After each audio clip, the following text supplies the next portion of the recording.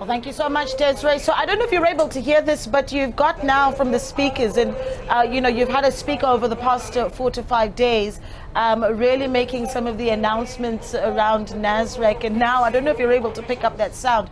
That audio now coming from the SG of the party, Fikile Mbalula, as he starts to, I suppose, make announcements around what the program is going to look like for the day, for delegates and also for the media. We know that a press briefing was scheduled for 9 o'clock. It has not taken place yet, so we are still waiting on that. We're also expecting that the top 7 of the party will be doing a walkabout, and as soon as that kicks off, we will be bringing you those visuals as well. But certainly you're starting to see the Secretary General of the African National Congress really hitting the ground and getting straight to work already just today, telling delegates where they need to be, and doing so with quite a firm arm, if you will. And of course, so we are expecting that the president of the party will address delegates and all of us at 2 o'clock. We will be bringing you that live as soon as it does take place. But let's unpack a little bit more of what's come out of this conference as we wrap it up on day 5. And for that, we are joined in studio once again by Dr Levy Ndou, political analyst. Dr. Ndou, good morning to you and thank you for your time. Good morning, Naledi. Good morning to the viewers at home. We were talking as we were watching that package play on air of some of the factional battles within the Northwest province as they play out in the Northwest. And watching that, I immediately wondered, there are delegates here that left here that came here to represent a few branches in the Northwest. Now that the conference is wrapped up, do they have some answering to do when they get back home? I think they will have to. There are a few dynamics that we need to look at. Firstly is that the Northwest province has constantly been characterized by conflicts. Conflicts and instability and general poor service delivery in the municipalities. But at the same time, you have a situation similar to that of Limpopo coming out of the Northwest.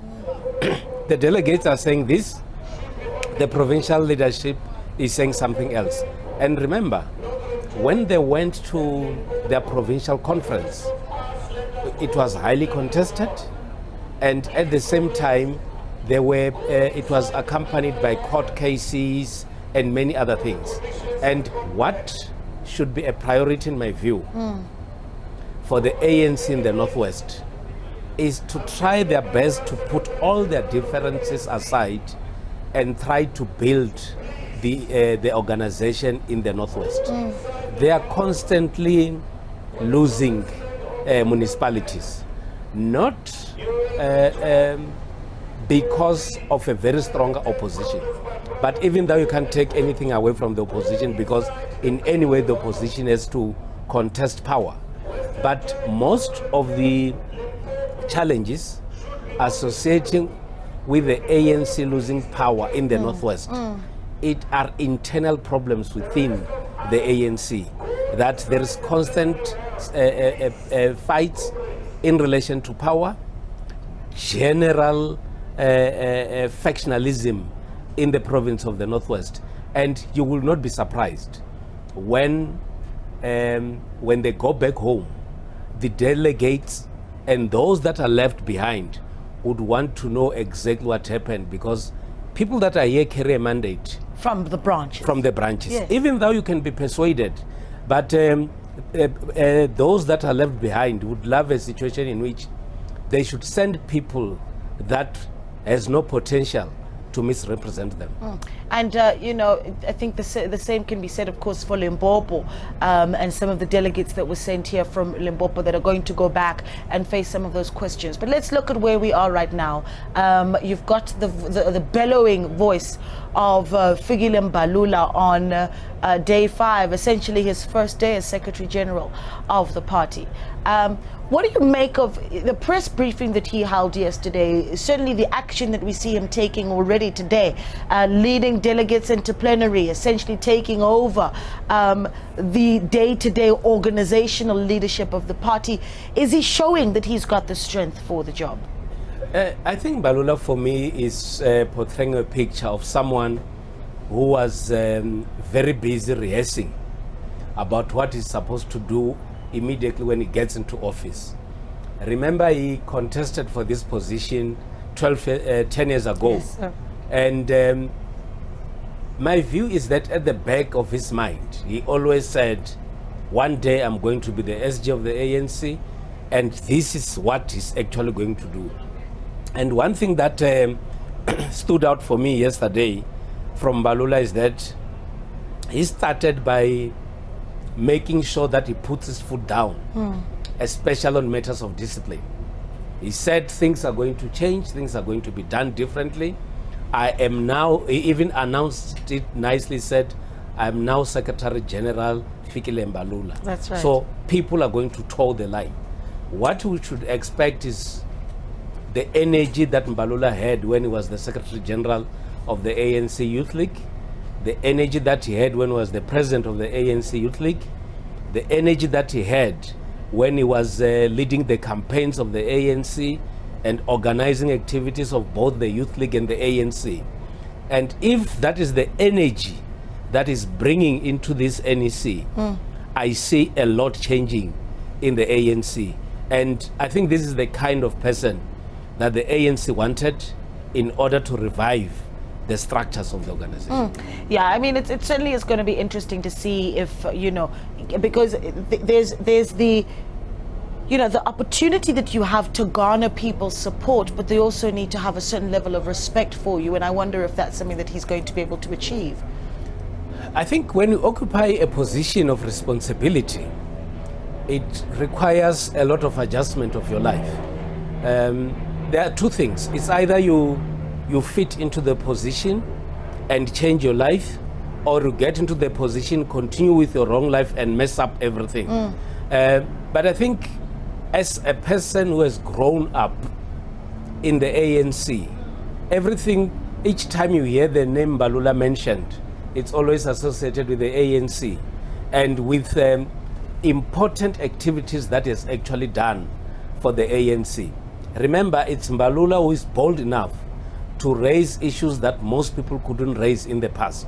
And I think if one has to follow his words, we might see the ANC that has actually changed. But what we need to wait and see is as to whether that is actually going to happen. Yeah. The proof is in the pudding.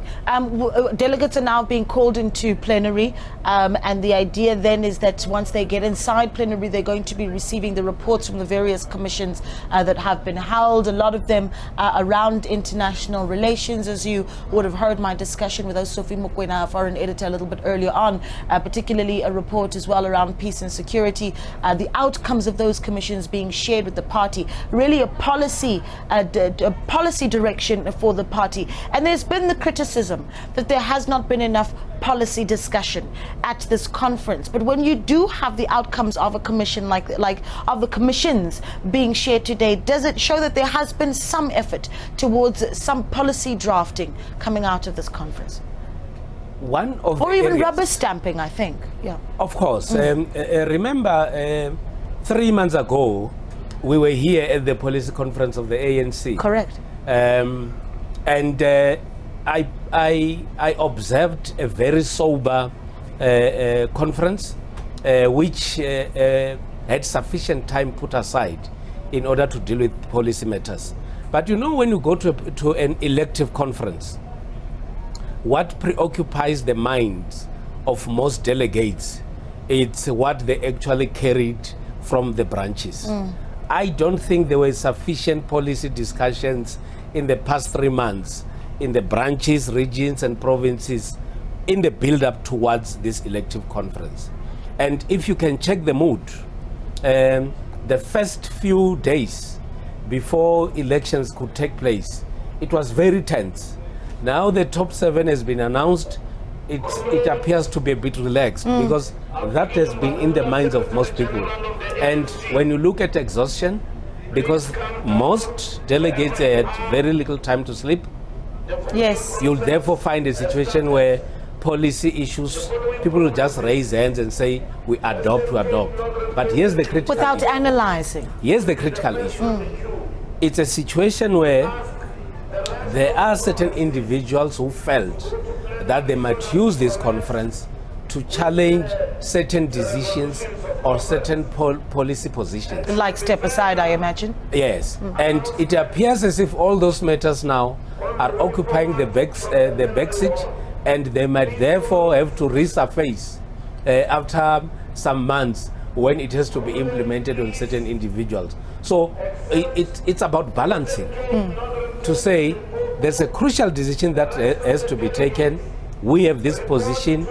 These delegates must make sure that they attend to such commissions and raise those issues. Let's talk a little bit about what the president is expected to say today. 2 o'clock, the newly appointed, if you will, president of the African National Congress, but also having, started now his second term as president of the African National Congress.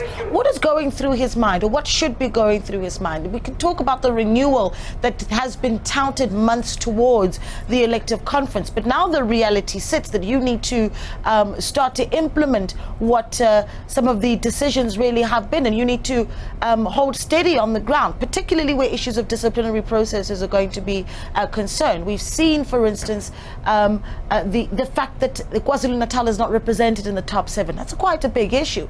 Will there be pushback? How does the president prepare himself for that, and what does he say to the party that represents all these delegates today, this afternoon? I think the president has to rise above everyone else. And this is his second term. It's his last term. I don't see Ramaphosa coming back for a third term to lead the ANC. It will be his last term, and he should come up with a speech that builds his legacy. He must leave the ANC having made a mark. And everybody talk about renewal.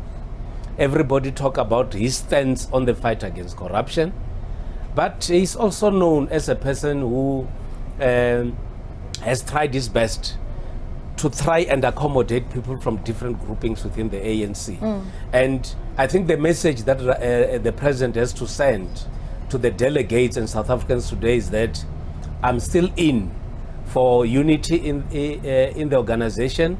I'm in for renewal, but I'm going to continue being tough on corruption. I'm going to be tough on ill discipline.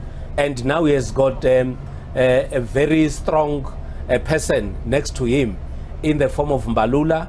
He has got Gwedemantash on his side, and he has to focus on matters of the organization, focus on the implementation of policies in government, and Mbalula has to deal with organizational work on a day-to-day basis. And in my view, the president, with the support that he might get from his NEC, he will then be able to run the programs of government much easier. I need to ask this. Now, former Deputy President of the African National Congress, David Mabuza, still very much Deputy President of the country. What do you foresee happening to him in the next year or 2 years? I think it will depend on what the ANC decides to do with him. David Mabuza has done well as the Deputy President of the country, even though there are people who would say he has been an absent Deputy President, because in some instances the President will have to come back from overseas trips to deal with certain matters while the Deputy President is around. He remains a member of the ANC, and it will be up to the ANC on how best will they still accommodate him, because whether we like it or not, there's going to be a reconfiguration of government. Mbalula is out, he's no longer a minister, and of course there is a possibility of a cabinet reshufflement. That is being touted quite a lot today. So it's going to be interesting to see what that cabinet reshuffle would mean. And keen to hear your thoughts as well. If you think a cabinet reshuffle is on the cards, and if it really is, what does that mean for Deputy President of the country now, no longer Deputy President of the African National Congress, David Mabuza? Thank you so much to Dr. Levy Ndou. Always a pleasure chatting to you, Doc. Thank you. You're always welcome. All right, let's head back to Studio Desiree.